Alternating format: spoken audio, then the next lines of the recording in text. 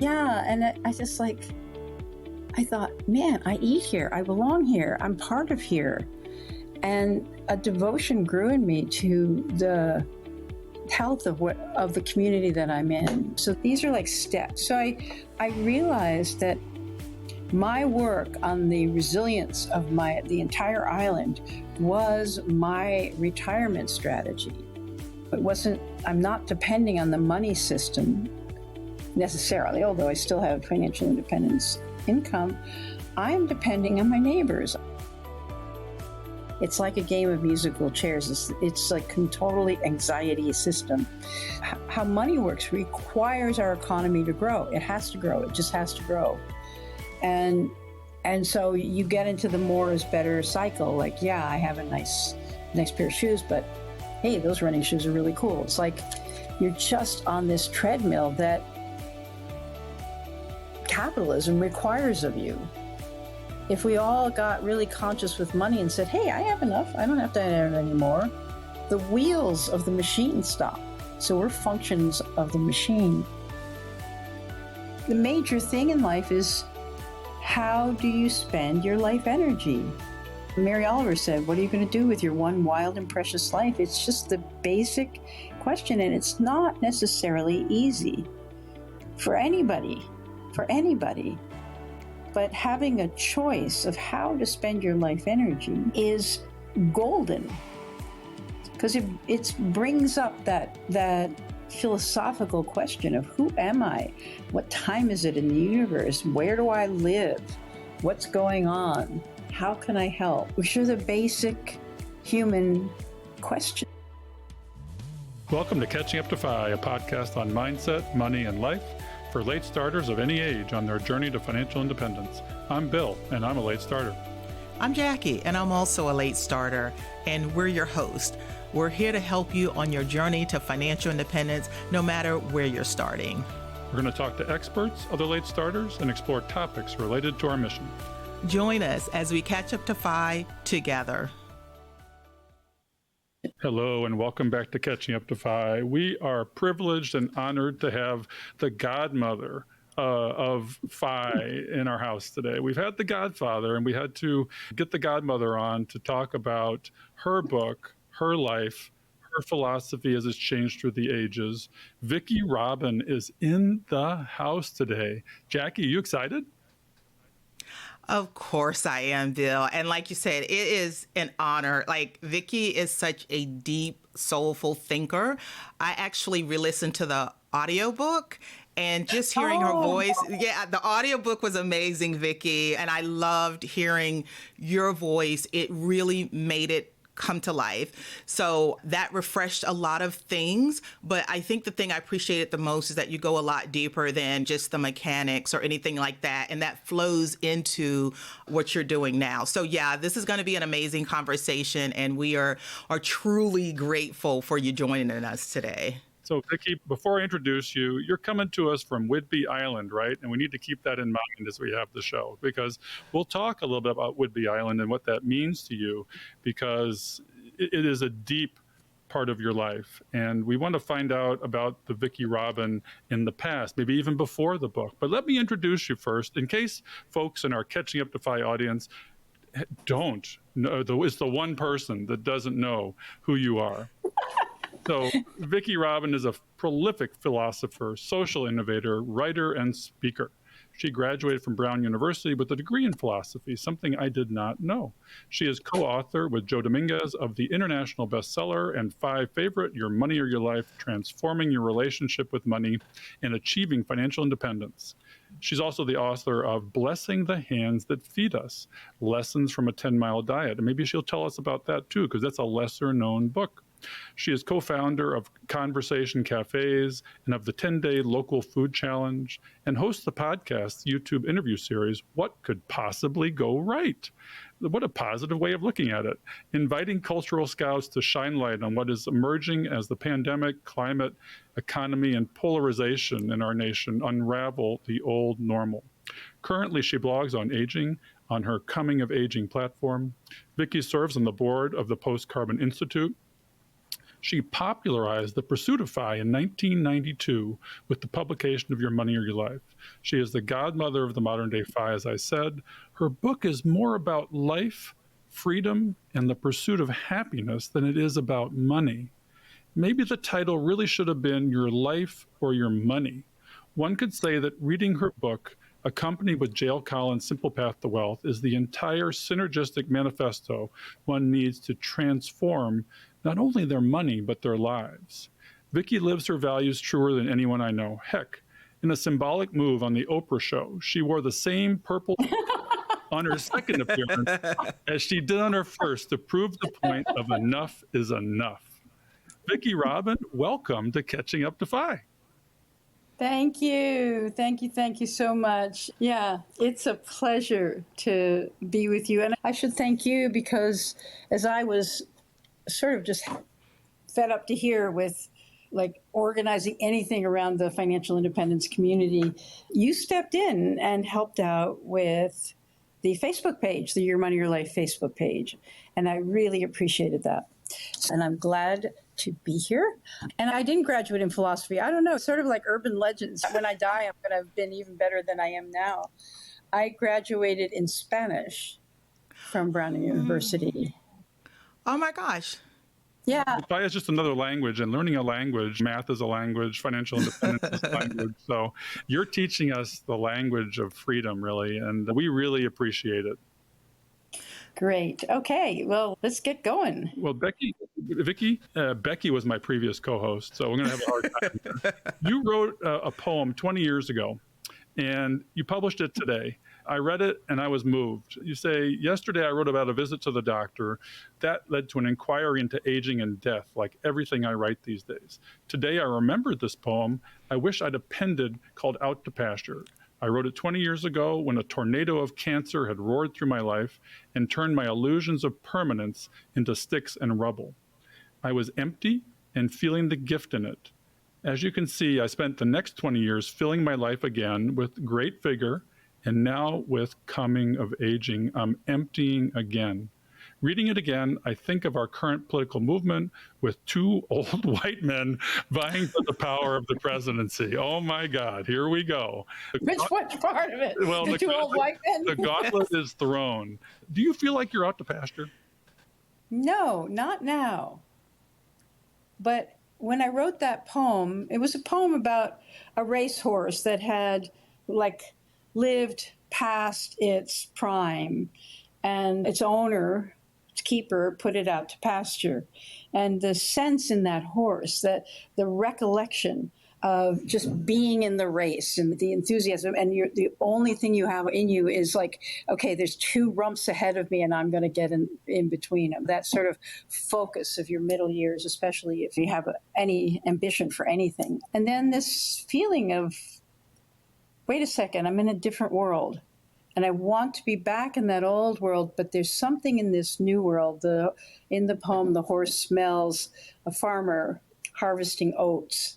And so it's like that, okay, there's two different me's, and so eventually the horse turns toward the field and a cottonwood tree where she could scratch herself and the water that the cottonwood tree promised. And so I think in that sense, I am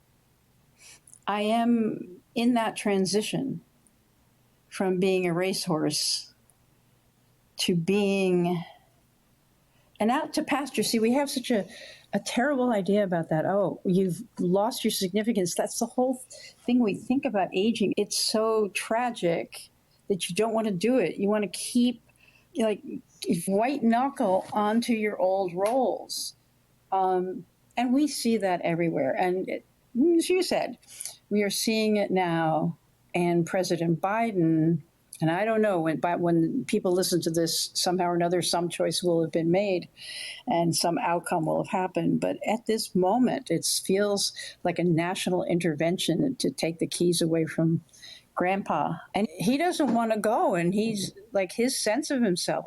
We're not going to go right in there. But anyway, it's one of the things I've been observing as I recognize that I'm aging. It took me until 78 to really realize that, oh, I see. I see. I'm just acting like whatever the middle of my life is going to go on forever and I'll die in my boots. That's what I wanted to do. I wanted to die mid stride on some sort of like campaign. But what I recognized is I knew nothing about this part of life. I only had projections and assumptions, and none of them were pretty. None of them were appealing. None. Whether it's health issues, being sidelined socially or in work. I mean, the images of aging in this society are just terrible. Who wants to do it? But once I see something, whether it's like back in the day with consumerism, once I see something, I'm just like a dog on a bone. I will just go for it. I'll try to understand what this thing is about. And I don't want to, as I do this, I am very reluctant to, probably because of old habits, I'll probably do this, but I'm not interested in a 9-step program. I'm not interested, in a listicle of 10 things you can do when you forget your keys. I don't care about any of that. I want to be real. I just, the closest I can come, other than coming of aging, which if you notice, it's 2 gerunds, 2 INGs. There's nothing settled about it. It's a process. It's like just aging as yourself. Jackie was talking about this earlier in our pre-conversation about her grandmother who lived to 111, and she simply aged as herself. Yes, there were maybe physical problems, their need for care, but that is secondary to understanding that life is a journey, but it's also that this part of life has meaning and purpose. And to make it into sort of some cartoon of doctor visits and what just the general category I call shuffleboard, filling your time and your days rather than sitting by yourself somewhere. And I may end up there. It may be great. Like the best thing I do is shuffleboard, or I may not even do shuffleboard. I may have lunch with a friend, and so be it. But I don't want to assume that that's coming. I have no idea what's coming. And uncertainty is one of the most uncomfortable things for people. Mm-hmm. We try to like nail something and prepare for it. Of course, long-term care insurance, which I didn't do because I sort of thought that civilization would have collapsed by now. Insurance companies. Tell us a little bit about your long-term planning. So some people almost think that that's just long-term care insurance, but not at all. So you have some interesting thoughts around the long-term care part, aside from just getting insurance for an institution or something. Right, exactly. I do not want to be institutionalized. I've finally negotiated with the friends who've committed to helping me out toward the end that, yes, we can put me in a care facility if we need to. I'm a big girl. I can handle that. But I have never spoken about this exactly, but have woven myself in. It wasn't like, oh, I'm going to be old and I'm going to do this. But after I had cancer, I sort of uprooted my old life of being the maven of your money, your life, et cetera. And I moved to this village of 1,000 people on an island because I had a couple friends here, and cancer stripped away a lot from my life, and started to build relationships here. So I really did a reset at 59. I had lived communally. I'd lived with other people for my entire adult life, because that's what made sense to me. And so I joked, I got my first place out of college when I was 60. And I sort of started a reset of sort of my middle years in a way, building community and finding my groove, finding my people, joining different groups. How you weave yourself in. And then I did, because I'm very interested in resilience, relocalization. I mean, part of my theory of collapse is that your greatest insurance, if the supply chains wobble, which we've seen, your greatest insurance is like the ground you're on, the food that comes out of the ground you're on, your neighbors, whatever the skills are and the capacities are that everybody's brought to the table, so to speak. That's what you got. You're into your water table in the forest. It was sort of an amazing realization of how disembodied I had lived, as though the sort of the backdrop of everything working would continue. So anyway, I became interested in, could the food that grows on my semi-rural island, which is a fairly large island, it's 45 miles long, could the food that grows here feed us, feed the people who are here? And so I did an experiment of eating within 10 miles of my home, just to see what was there. Could I survive for a month on what grows close to me? It was an experiment, and whenever I get interested in something, I'll run some sort of experiment. And what I discovered is, no, this island cannot feed us. We are completely dependent on the global system. But in the process, I just had this figure ground shift where, wait a second, I live in food. I'm an animal that lives in a landscape. I'm not a brain that lives in a body that lives in some rarefied world, although we're talking on Zoom, so who knows what's below the screen. So, yeah, and I just I thought, man, I eat here. I belong here. I'm part of here. And a devotion grew in me to the health of the community that I'm in. So these are like steps. So I realized that my work on the resilience of the entire island was my retirement strategy. I'm not depending on the money system necessarily, although I still have financial independence income. I'm depending on my neighbors. I used to say I did a lot of local lending. That's what I did, was a bunch of my money is we formed a network called the Whidbey Island Local Lending Network. And it was designed because of the laws as a group of friends with money to invest who welcomed to a party people who had business ideas. And then if you found an idea really interesting, you could do a private deal with the person. So I put a lot of money, particularly in our food system. It's like put your money where you want something to grow. So I put it in land and greenhouses and seed, and that's where I put my money. And I used to joke that I store my money in the bellies of my neighbors. It's like I store my money in my neighbors. Now, there's no guarantee. It's like, okay, 10 years or 20 years from now, some people will be gone or they won't remember that I loaned them money for the greenhouse. That's okay. But in some way, weaving myself in. Jackie, you're talking about your grandmother and her church. You could call this my church. This is my social hour after the sermon. This place, going down to the coffee house, greeting 10 friends. So I belong here. And in the process of writing that book, too, I befriended people in the farming community. And there's nothing more settling than knowing that your best friends are farmers. And so, yeah, so let's see if there's anything else to say about that. Well, what does the rest of your portfolio look like? Because it is almost an anti-fire portfolio. There's not a big financial part to it. And as you said, you're an advocate in community. You also house hack, but you're still living a communal life. It's just not with a bunch of people in the same house. It's with a bunch of people in the same village, right? Right. So part of it is from the advance for a book. I spotted a house in my village that just would not sell. It turned out that it had something called LP siding, which turned out to be sort of sawdust with paint on it. And so there was a whole Louisiana Pacific as LP. There's a whole scandal about the bamboozle of that siding. So the siding looked kind of bubbly, and so people were buying it, and it was right at the bottom of the market when the crash of 2008 happened. So here was this little orphan house. And since I'm a saver, I always have money in the bank.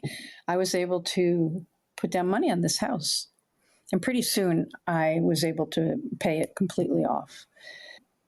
And so I have a house on a hill overlooking the water and the mountains in a village where now the average square footage, like $1 million. These are $1 million houses now. Not that I'm going to sell my house because I live in it. But then I looked at this house, and having lived communally and having had very limited space of my own, but sharing the utilities, sharing the resources of the house, I thought, okay, I'm going to convert the family room into a little apartment and rent that. That went so well that I converted the garage into a little apartment. And so I have 2 studio apartments on the ground floor of my house that are about a third of my income. Then I think it was when I got the advance to write the 2018 update, I thought, I want to buy a rental. It's like, for me, it's like storing my money in the belly of my neighbor. It's like, if everything crashes, I have a material thing that I can, it's a trading chit. I know not everybody thinks the way I do. I know I've been like studying overshoot and collapse since 1989. I think it's a strange miracle that the capitalist system is still functioning, but you may not agree with me on that. But I thought, okay, I want something material. It's a very conservative choice. And I knew I want a stick-built house, and I had my criteria. And one came on the market, and it was like, boom. And it had some problems with it. I like to do these things. It had some funky things that needed to be repaired, and the people were in a rush, so they just priced it well. And that was in the beginning of 2019, before the entire explosion of real estate on here. So that's been, and I found a couple who came here to send their kid to Waldorf school. So that's a 20-year, they're going to be here at least 16 years. And man, they're great. They said the stove died and they just bought a new stove. They paid to pump the septic because they're so great. So I lowered their rent. They said nobody does that.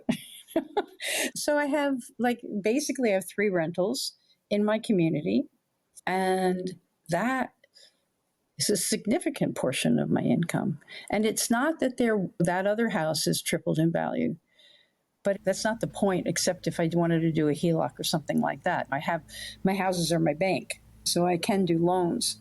And I have some local loans out still. So yeah, I bought out half of the mortgage for some friends who have a farm because I know that it's going to be great. I know it's going to produce plenty of income. So there's local lending. And then there's a few companies I've invested in around solar energy.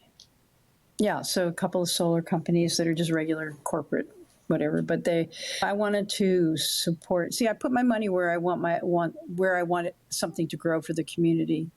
So I want the energy transition to happen. So I put my money there. And then, miracle of miracles, I updated Your Money, Your Life because I thought it didn't even exist for millennials. People, I know, that's what I thought. I thought, okay, well, I'm just going to buff it up a little bit so that younger people can find it. And it wasn't until I had a contract and was working on it that I stumbled on the FIRE movement. And just like somebody called Grant at Millennial Money recommended my book, and it went wild on Amazon. This was like the prior edition. I was like, who is this Grant? So I contacted Grant, and he became a huge ally for updating Your Money, Your Life. I had no idea. Then somebody said, oh, you should go over to Reddit. I never heard of Reddit. So I go over to Reddit. I just type in my name. It's sort of always a mistake to do that. But you found a lot, right? Yeah. It was just, and so it's like I used to say, I'm like the old lady by the pond with sticks in her hair, and she wanders out of the forest and finds out that she's famous. So I spent a few years engaging with the FIRE community. Well, we're all better for it. My goodness. We're so grateful. And a lot of the things you're saying may not even have been possible if you didn't have that level of financial independence. Like, I'm listening to what you're saying about the co-housing and being a lender and supporting your community. A lot of people might say, well, I don't have the money to do that. Well, you kind of remove that obstacle where you could more easily align your values with your investments in your portfolio.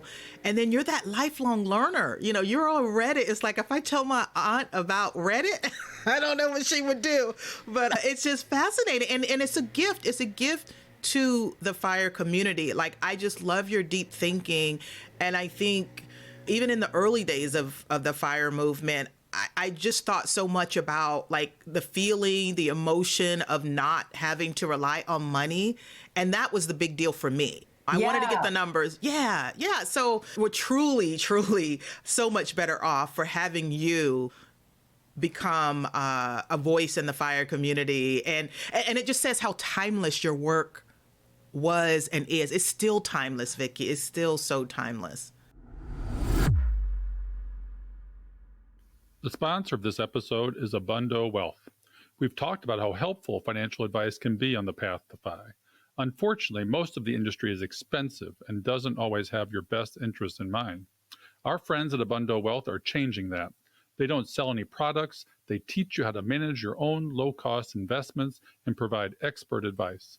The service costs only $189 a month for ongoing one-on-one access to a financial planner. Abundo provides guidance to clients at all stages of the FI journey, helping you to clear about your goals and dreams and setting up the spending, saving, and investment plan to achieve them. And the best part is that everyone is welcome, even if you're starting from square one. Our listeners can get the best deal available for this awesome service. Normally, the first month costs $499 to get started. But if you sign up for your free intro meeting at abundowealth.com and mention Catching Up to FI, you can get that first month for just $189, a savings of over $300. That's abundowealth.com. I just want to say one thing about that before we go on, that the genius behind the program In Your Money, Your Life was Joe Dominguez, who died in early 1997. Because I used to say, he was one of those people who saw what was there and didn't see what wasn't there.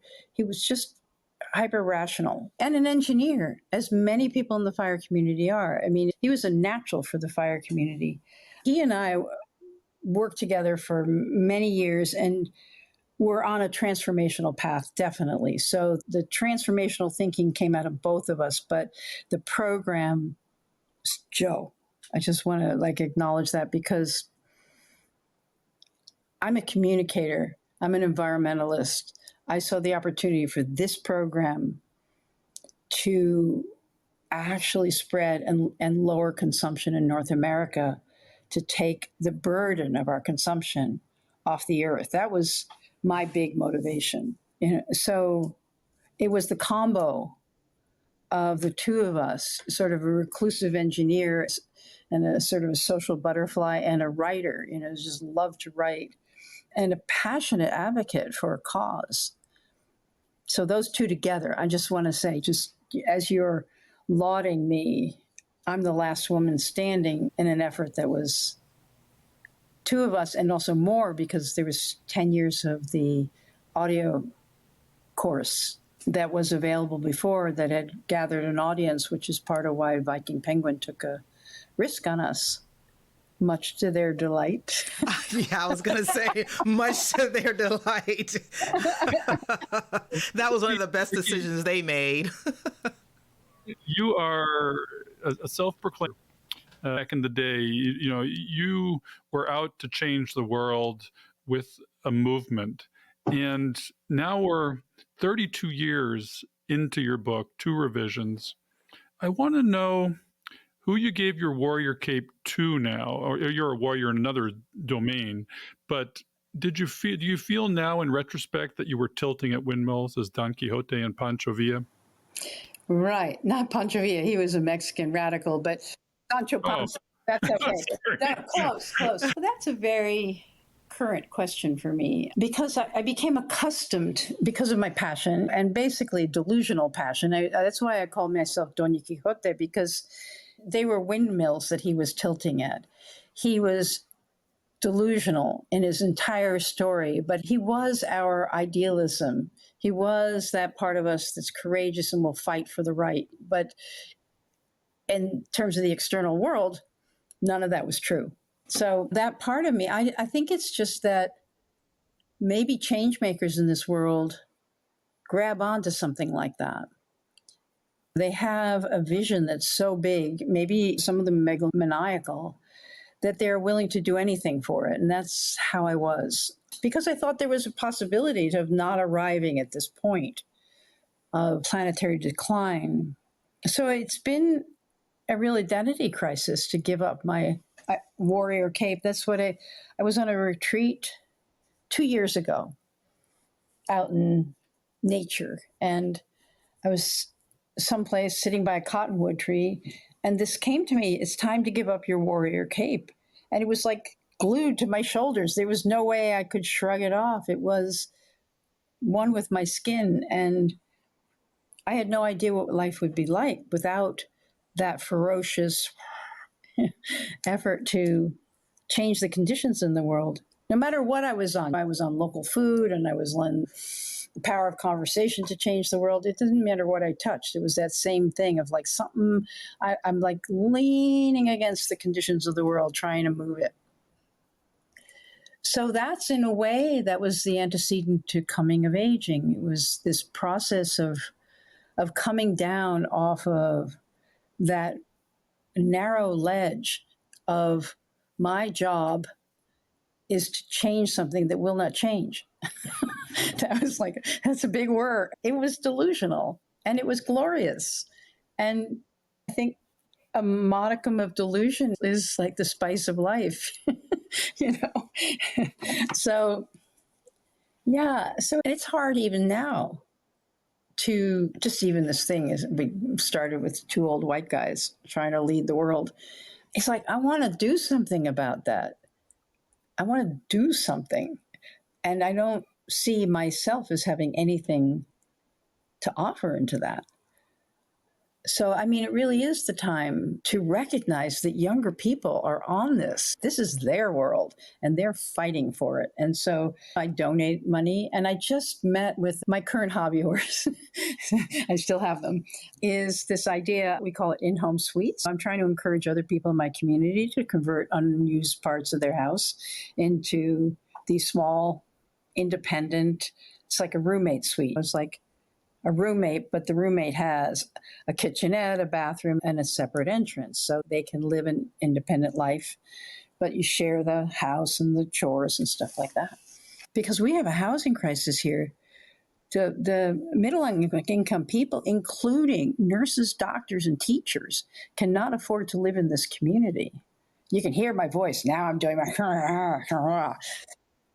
That's good, because there, and I believe in co-housing, and there's a co-housing community about in Georgia that's coming on for fire people called Eagle Co-housing. I mean, financially and from a community interrelation space, this is how to age healthily. I mean, it seems like you're creating a blue zone on Whidbey Island, a blue zone where people do live to be 100, because community is such a critical factor in aging. It may be. And I wouldn't claim I'm creating it. We're co-creating it. But this idea of in-home suites isn't a co-housing community. It's just taking the huge houses that may have like one person in them, or two people, family-sized houses that have whittled down to one person or two, encouraging people like that to think, oh, I could duplex this, as one way to say it. I could turn the over garage space, or the daylight basement, or the family room. I could.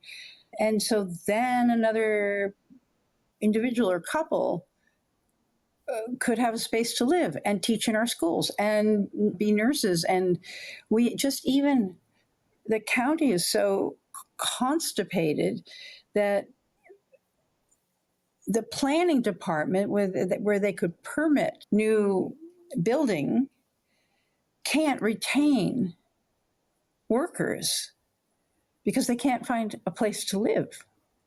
And so there's always a new person in the planning department who has to get up to speed about permitting. And it's just a joke here that you can't get a permit for things. So it's like a vicious cycle. And the part of the cycle I'm trying to contribute to is promoting people, promoting overall the idea that there are a lot of buildings sitting empty. Some of them are second homes. Some of them are third homes. Some of them are investment property of people who never intend to live here. What can we do? And a lot of our rentals have been converted to Airbnbs because you can get more money. So I have 2 mini hotels in my neighborhood, family-sized houses that have been bought for Airbnbs. So I'm tilting another windmill. This is private property is the sort of Bible of this country. It's in private property we trust. So Well, it combats against our home is our castle. It combats against isolation, which is a rampant problem in the elderly. Hell, they have a ministry of isolation in Britain to try and combat this right, problem. And but we're creating it, absolutely, and it's a consumption. It comes back to a consumption yeah, problem. It comes back to a growth is good, but like you need the butchers, the bakers, as you said, medical and people to help your community flourish, totally. and we're killing that. Yeah, Right? we're an accident. I call us an accidental retirement community. There's a name for my town and island, just like a naturally occurring retirement community where people with resources have bought up the housing stock.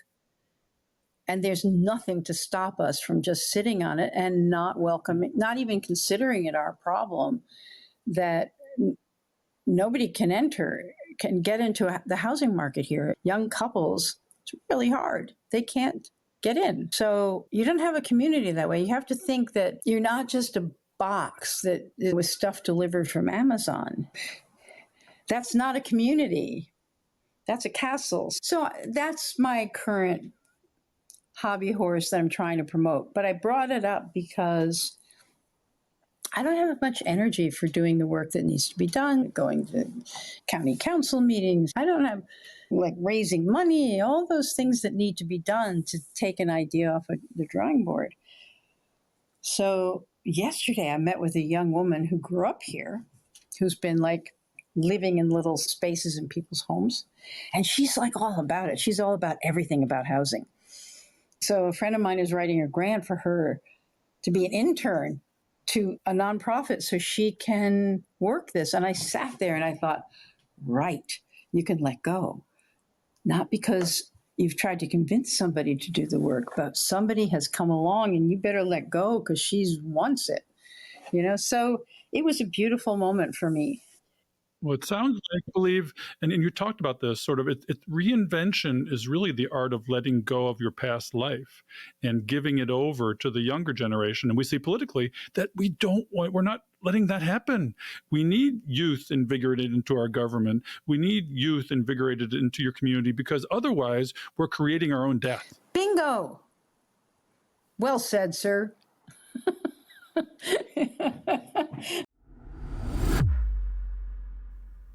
Hey, Bill, I got my CFP credential a few years ago, but you had been talking about possibly getting yours, and you were so interested in that CFP level knowledge. Are you still interested in that?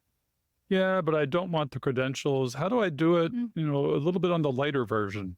Well, I think I got just the thing for you. I got with my friends at the Boston Institute of Finance, and guess what? They have come up with a personal growth track curriculum that is for people that just want to expand their own knowledge. They don't need course credit, but they want that CFP level education. And it's going to be for a lot less than what you would normally pay for going for the CFP. Well, do they have different programs? My schedule's a little off. Do I have to be live for classes or how does it work? I know you're a busy guy at the hospital all the time, but they have 2 options. They have self-paced courses that you can either take individual, you can just take tax if you want, or they have the instructor-led courses. So probably you'd like the flexible one. But the good thing is that you can learn on the go. Their whole program is mobile friendly, and you could use your iPad, you can use your cell phone, but they make it super easy. So I think it might be just for you. It sounds like it. I'll check it out. Yeah, just check out bostonifi.com/personal-growth. We'll drop it in the show notes, but it could be something that will help you up your game. You were bringing up the 2 old white guys trying to run our country. And right now, I feel like that aging is on full public display. Strip out anything political at all. But just looking at that and contrasting that to what you're saying, we've got this young new generation, but we're seeing things that a lot of people haven't seen before. Think of these as your grandpas. Everything, all their decline or everything that's happening as you age is now on full display. And that starts a conversation about aging and what should we do? How do we know when it's time to give over the reins? How do we know when it's time to bring in the new blood? And even though you're clearly a lifelong learner, a prolific thinker and all of that, you're saying, you know what? Bring in some of these young ones that have brilliance too. Totally. Yeah, like I've been waiting for them. But you have to have the intelligence to realize that the cavalry has arrived, that you can let go. Hard. It is. And like Biden sees himself as a fighter for what's right. And people respect him for many things that he's done and for his spirit.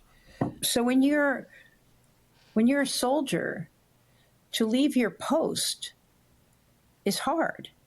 And you look at those who've been trained up to replace you, and they don't look like they can handle it. They don't have the knowledge to be a general or even a lieutenant. They, in your opinion, because it's taken you so long to fill your wealth of knowledge, like, well, they can't talk to she, and they can't do this, and they can't do that.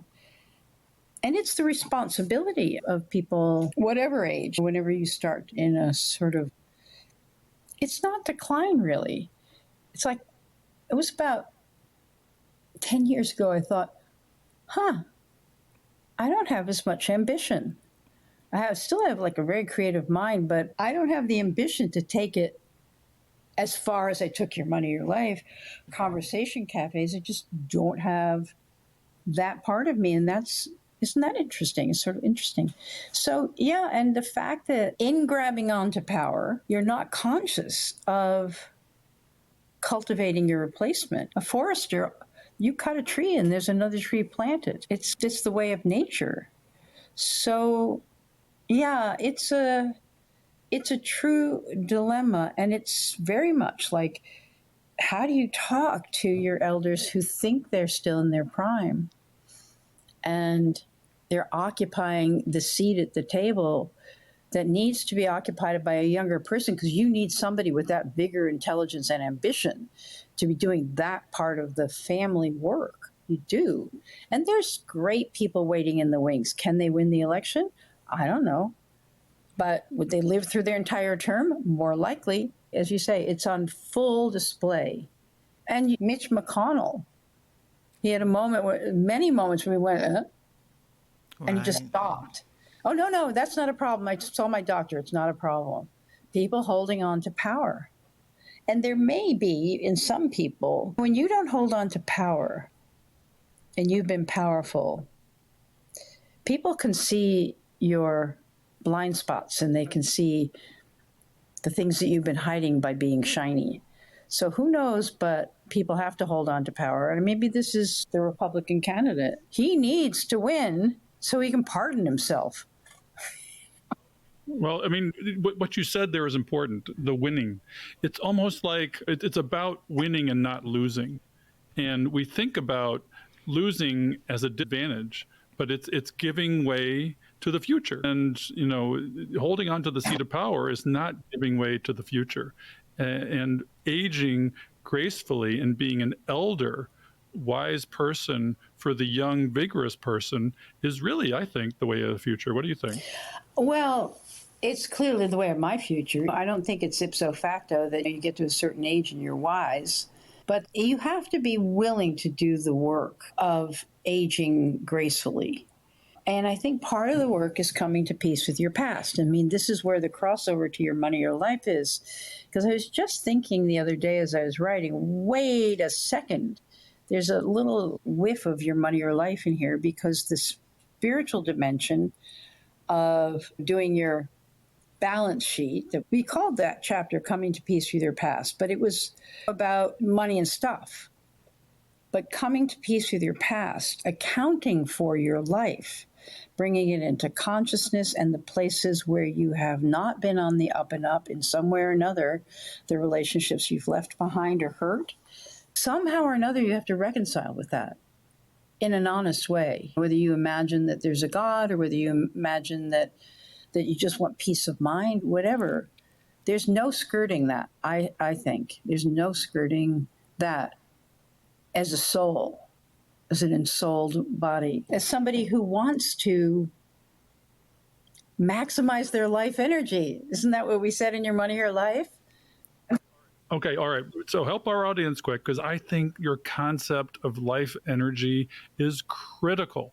I mean, we get this one glorious life, and how do we spend our energy or our time? Can you explain what you mean by life energy in your book so that people understand? Yeah, so I'll do a little bit of the Shaggy Dog story, basically pointing out that we think money is just the transactions, whether it's crypto, whatever it is. We see it as a transactional chit on a game board. And so the whole job of managing your money so that you can have some freedom is a job of your accounting, your investments. It's all about that. It's all about the FIRE movement. It's great, very great at giving remedial financial education to people who've been bamboozled by the society into spending every penny of their paycheck and then some, going into debt and becoming a serf of the financial system. But that's just one aspect of money. And so around that, we say that you have an emotional relationship with money that comes out of your past, whether it's resenting people for having more, or whether it's you were punished, your money was taken away from you because you were bad. We have a lot of feelings about money that influence how we spend it. It's like the hoarders. Why are people hoarding money? Because it has some emotional value that is not embedded in the thing. I was hyper frugal. It was expressing my fear of not having enough. It's like, okay, like I have a pen. I bought it at the thrift store. It's like, yeah. So that's the emotional. And then there's the cultural, like the whole advertising. Capitalism works because of how, just a minor lesson in money is that money is not minted by the government. Money is loaned into being by banks. And they're authorized by the government to do this activity, but it's not a government activity. It's a banking activity. So they loan you $10,000 with 5% or 8% interest. Somehow or another, that 8% more money has to come from somewhere. Something has to grow. There has to be more money. It's like a game of musical chairs. It's like a totally anxiety system. How money works requires our economy to grow. It has to grow. It just has to grow. And so you get into the more is better cycle. Like, yeah, I have a nice pair of shoes, but hey, those running shoes are really cool. It's like you're just on this treadmill that capitalism requires of you. If we all got really conscious with money and said, hey, I have enough, I don't have to have any more, the wheels of the machine stop. So we're functions of the machine. So just with that Shaggy Dog story, saying what we say in Your Money, Your Life is, if you take an honest look at it, money in your life is associated with the time and energy spent to earn it, save it, spend it, invest it. You endow money with value by investing your life energy, the hours of your life, in getting it. That's one of the important flips in there, is like money is no longer out there and somebody else controls it. It's like, oh, it's in my control. How I spend my money, how I earn it and spend it, save it and invest it, is my lever on reclaiming my life from the hamster wheel. So that's how we say money is life energy. And then we do a calculation, basically saying how much life energy you have. Now, when we wrote the book, we used the actuarial table to help people understand, oh, I have a limited life. I don't have eternity. People are now, okay, the debt will disappear when I die. I don't have eternity. I have a limited life. And we used an actuarial table up to 70 2 years, which I now have amended for myself to 111. Thank you, Jack. There you I have go. 111 years, but that's still, I don't care when it ends, it ends. Right. So I have a limited time. And when you convert money, which is an abstraction that is just sort of like how you participate in the game, into something that is associated with the hours of your life that are limited and of value to you, everything shifts. So we pointed out, like, okay, you're going to spend a third of that time sleeping. Okay, so maybe people are burning the candle at both ends, so you're going to spend a quarter of that time sleeping. But whatever it is, and then all the things just to keep your body going, the exercise, the whatever, the body maintenance. So you don't have really 111 years. You have fewer. So you start to whittle that down and to see how much time you invest just to keep the money rolling, just to keep your life going. You see that your discretionary time, your discretionary money is not that much.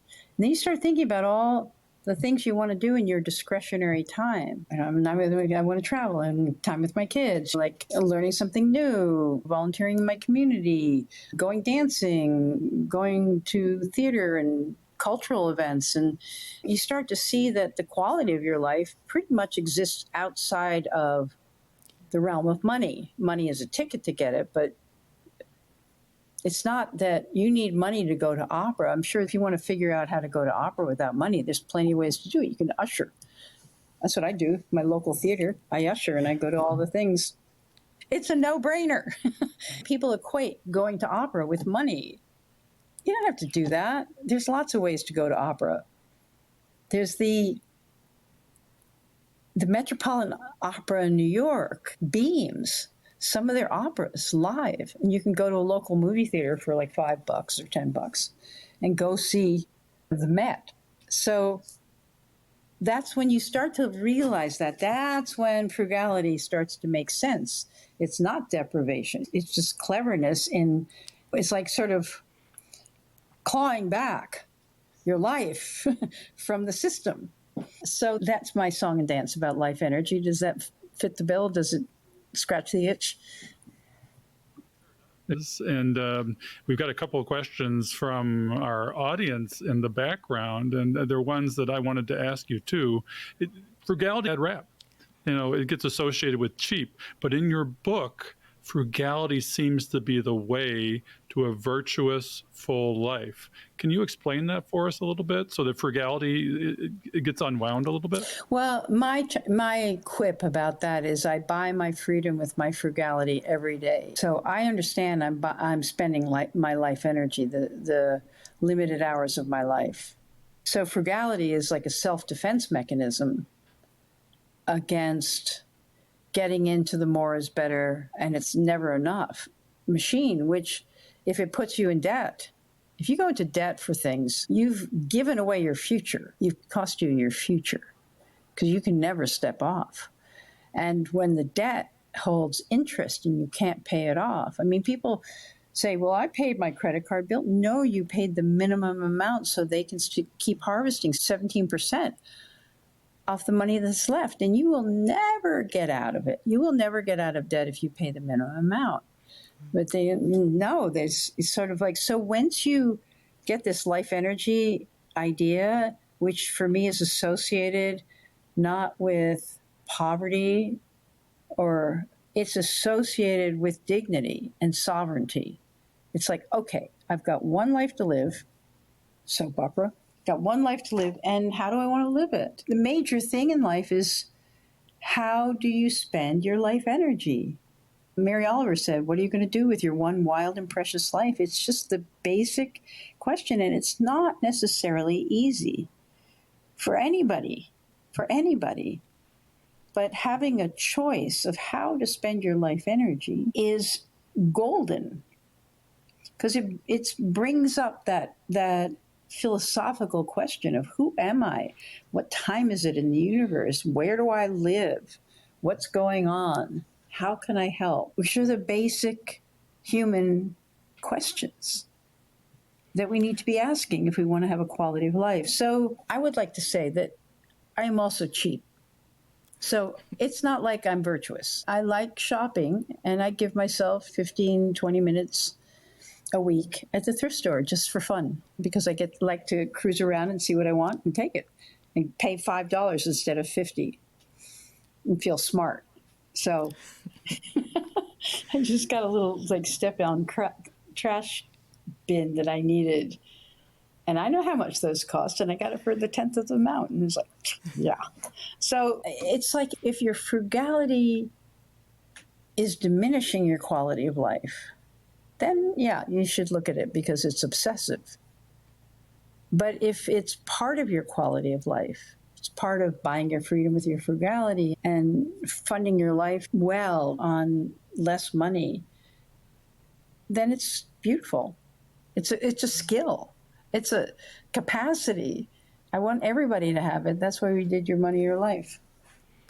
I think that's a really important distinction when you talk about frugality, and you do it because you want to and you just want to be smart with your money. But like you said, if it's sort of deprivation or you're feeling awful about it or whatever, then that's where you've crossed the line.